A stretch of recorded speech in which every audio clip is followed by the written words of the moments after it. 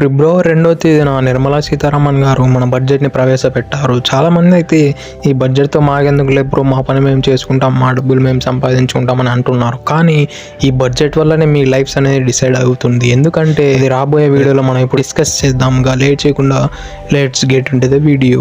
ముందుగా హైలైటెడ్ విషయాలు వస్తే అందులో అయితే ఏఐకి ఏకంగా మన ఇండియా అయితే 500 కోట్లులోకి ఎలకేట్ చేసింది. అసలు 500 కోట్లు ఏఐకి ఎందుకు చేసిందంటే అమెరికా, చైనా వీళ్ళు చూసినట్లయితే ఏఐ డెవలప్మెంట్లో అంచెలంచెలుగా ఎదుగుతున్నారు. ఒక రానున్న ఇయర్స్లో అయితే డెఫినెట్లీ ఏఐ అనేది ఒక అయిపోతుంది. కాబట్టి ఏఐ డెవలప్ అనేది మన ఇండియాలో కూడా చాలా అలానే ఉండాలని మన గవర్నమెంట్ అనేది ఎట్టకేలకు డిసైడ్ అయ్యి 5 నేషనల్ సెంటర్స్ కట్టాలని 500 కోట్లని మన ఇండియా ఎలకేట్ చేసింది ఏఐ కోసం. అలానే ఏఐ సెంటర్స్ కడితే అందులో చదవడానికి మంచి ఎడ్యుకేషన్ స్టూడెంట్స్ కూడా ఉండాలని ఎడ్యుకేషన్ మీద కూడా మన గవర్నమెంట్ ఇమ్మెన్స్లీ స్పెండ్ చేసింది.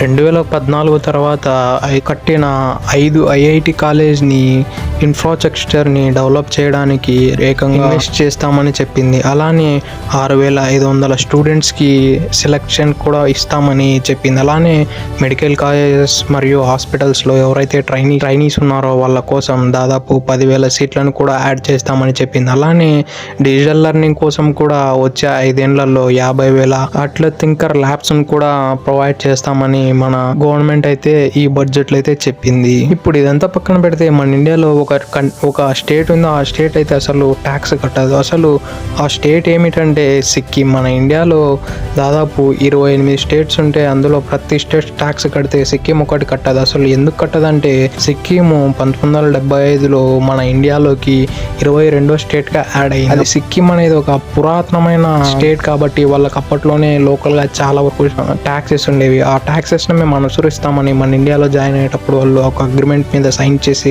పెట్టారు.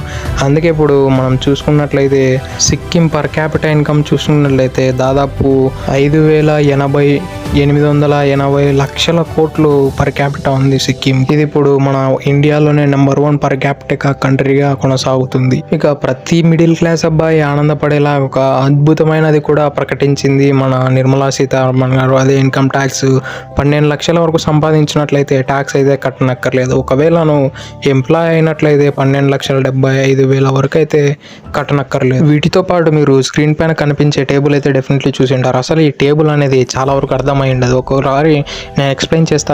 ఇనిషియల్లీ 4 లక్షలు సంపాదించినట్లయితే ఎటువంటి ట్యాక్స్ కట్టనక్కర్లేదు. ఆ తర్వాత 4 లక్షల నుంచి 8 లక్షలు సంపాదించినట్లయితే 5% కట్టాలా. 8 లక్షల నుంచి 12 లక్షలు అయితే 10%, 12 లక్షల నుంచి 16 లక్షలు అయితే 15%, 16 లక్షల నుంచి 20 లక్షలు అయితే 20%, 20 లక్షల నుంచి 24 లక్షల వరకు అయితే 25%, అప్ టు 24 లక్షలు అయితే 30% కట్టాలి. అసలు 12 lakhs వరకు నో ట్యాక్స్ అన్నావు కదా బ్రో, అసలు ఈ టేబుల్ ఏందని అంటారు. ఒక లెట్ మీ ఎక్స్ప్లెయిన్. ఒకవేళ నువ్వు 13 లక్షలు సంపాదించినట్లయితే యాజ్ పర్ ఈ టేబుల్ అయితే నువ్వు ఫస్ట్ 4 లక్షలకి ఎటువంటి ట్యాక్స్ అనేది పే చేయని అవసరం లేదు. ఆ తర్వాత ఉన్న 4 నుంచి 8 లక్షల మధ్యలో ఉన్న 4 లక్షలకి 5% ట్యాక్స్ కట్టాలి. ఆ తర్వాత 8 లక్షల నుంచి 12 లక్షల వరకు ఉన్న 4 లక్షలకి 10% కట్టాలి. ఆ తర్వాత ఉన్న మిగిలిన 1% కూడా మేము 15% ట్యాక్స్ అనేది 20% ట్యాక్స్ అనేది పే చేయాలి గవర్నమెంట్కి. ఇది న్యూ రూల్. బహుశా ఈ టేబుల్ అనేది చాలా మందికి అర్థం కాక చాలా గోక్కుంటున్నారు. ఇదైతే నేను ఎక్స్ప్లెయిన్ చేసే ప్రాపర్గా మీకు అర్థం కావాలంటే ఇంకోసారి రివైండ్ చేసి వినండి. అలానే మన ఇండియా స్టార్టప్స్ కూడా పెద్దపీట వేసింది. ఏకంగా అయితే ప్రతి స్టార్టప్కి ఎంకరేజ్ చేయడానికి 91 కోట్ల ఇన్వెస్ట్మెంట్స్ ప్రైవేట్ సెక్టార్స్ నుంచి పెట్టించే ప్రయత్నం చేస్తుంది. అలానే గవర్నమెంట్ కూడా 10,000 కోట్లు పెడుతుందట. అలానే రైతుల కోసం ద ప్రైమ్ మినిస్టర్ ధాన్య కృషి యోజన అని ఒక స్కీమ్ని కూడా యాడ్ చేశారు. ఈ స్కీమ్ వల్ల 1.7 కోట్ల రైతులు లాభపడతారంట. ఈ స్కీమ్లో దాదాపు 40 ఐటమ్స్ పైన జిఎస్టీ అనేది తొలగించేసింది మన నిర్మలా సీతారామన్ గారు. అలానే మన ఇండియా రానున్న 5 ఏళ్లలో జాబ్లు క్రియేట్ చేయడానికి అగ్రికల్చర్ మరియు స్టార్టప్స్, ఫుట్వేర్ అండ్ లెదర్స్ డిపార్ట్మెంట్లో దాదాపు 22 లక్షల జాబ్స్ని క్రియేట్ చేసి అందులో 4 లక్షల కోట్ల టర్న్ ఓవర్ చేద్దామని మన ఇండియా అయితే ప్లాన్స్ వేస్తుంది. అలానే మన ఇండియా న్యూక్లియర్ ఎనర్జీ కోసం SMRs అంటే స్మాల్ మాడ్యులర్ రియాక్టర్స్ని తయారు చేయడానికి ఏకంగా 20,000 కోట్లని నిర్మించింది. అందులో ఇండియా గోల్స్ ఏమిటంటే 2033 కల్లా 5 మిషన్స్ని రన్నింగ్లో తేవాలని, అలానే 2047 కల్లా దాదాపు 100 మిషన్స్ని రన్నింగ్లో పెట్టాలనేది మన ఇండియా గోల్. ఆ తర్వాత చూస్తే హెల్త్కి అయితే మన ఇండియా అయితే ఈ సంవత్సరం పెద్ద పీట వేసింది. మెయిన్లీ లాస్ట్ ఫ్యూ ఇయర్స్గా జరిగిన వైరస్ల వల్లనో ఏమో కానీ హెల్త్లో అయితే చాలా ఎక్కువ ఇన్వెస్ట్మెంట్ చేసింది. దాదాపు 99,858 కోట్లని హెల్త్ మినిస్టర్కి అప్పచెప్పింది. ఇందులో మనం చూసుకున్నట్లయితే 2014 నుంచి 2015 నుంచి ఇప్పటి వరకు చూసుకున్నట్లయితే దాదాపు 191% పెరిగిందట.